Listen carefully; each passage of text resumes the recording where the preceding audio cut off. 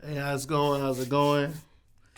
KT, Kenny Thomas, go by Hollywood KT. I played the role of Big Boy, aka the bully, this angry, ornery person that just is irritable. And don't know why nobody called the cops on this guy earlier, sooner.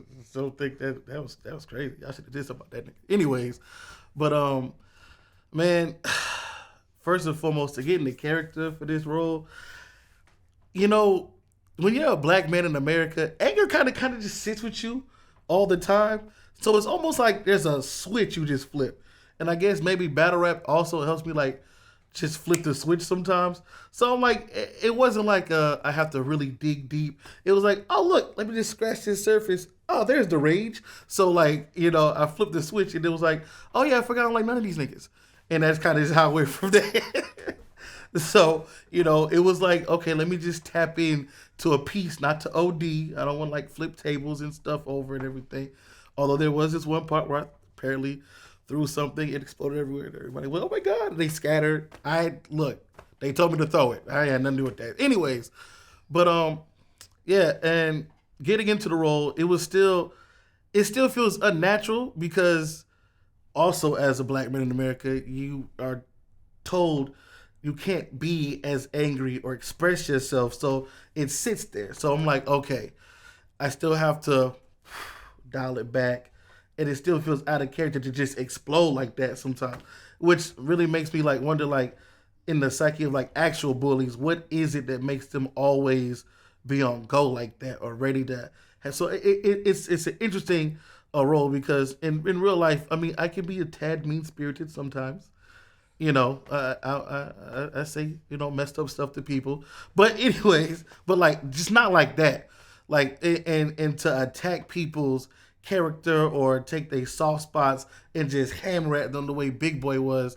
That was different, and like I said, somebody should have locked that nigga up. I ain't gonna lie, like somebody locked him up. But still, um, as far as my experience with bullying, contrary to popular belief, I know, my boy's good looks, dashing smile, glowing eyes, the gaze of a guy. It wasn't always like this. As a kid, I was pretty nerdy, pretty geeky, and everything, which is still the truth now. Like I've watched You Got Served like 7 times this year at least.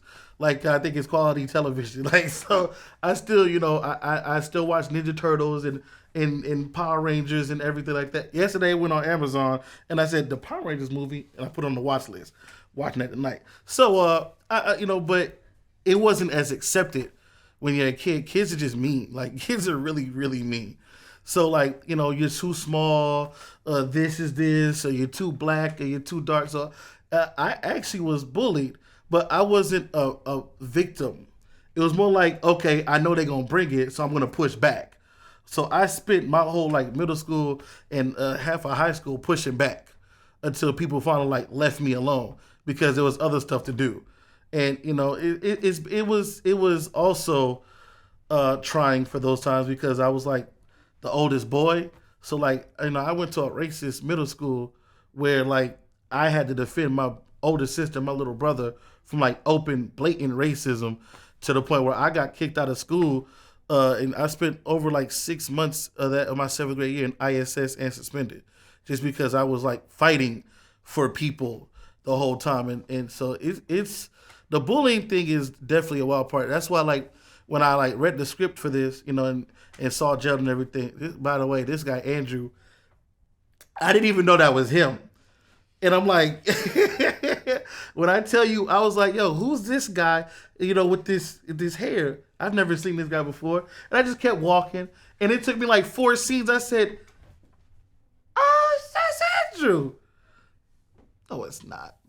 Then I saw I said, oh, that is Andrew. This is crazy. So yeah, no, but man, the way he brings characters to life, it makes it serious. Even in the outtakes and the cuts in between, he walked up to me, he was still in character. So Andrew's still talking to me like he's Gerald, even though the camera's not even rolling. I'm like, Andrew, stop. This is weird for me.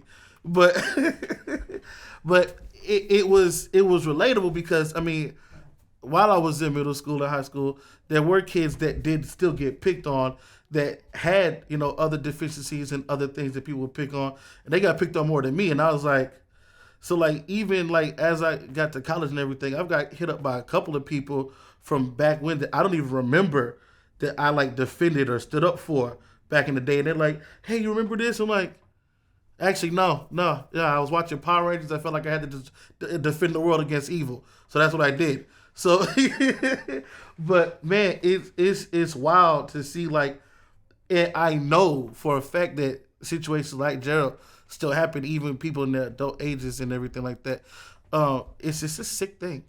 It really is to be so internally miserable that you feel like the only thing you can do when you get a chance to is rip people to shreds. And I hope I did my part for my character to make sure people see, yo, it's kind of ugly out here, and it's just not something you should be doing. Although I know I won't get the fan vote, definitely won't be getting that one. Thanks. Yeah, that's really bad stuff. But I hope I did my job to portray like make people look at bullying and say that's disgusting. That's I don't like that. I don't want people to feel like this is okay. And so that's my big hope that people take from my role in this movie. That's what I hope.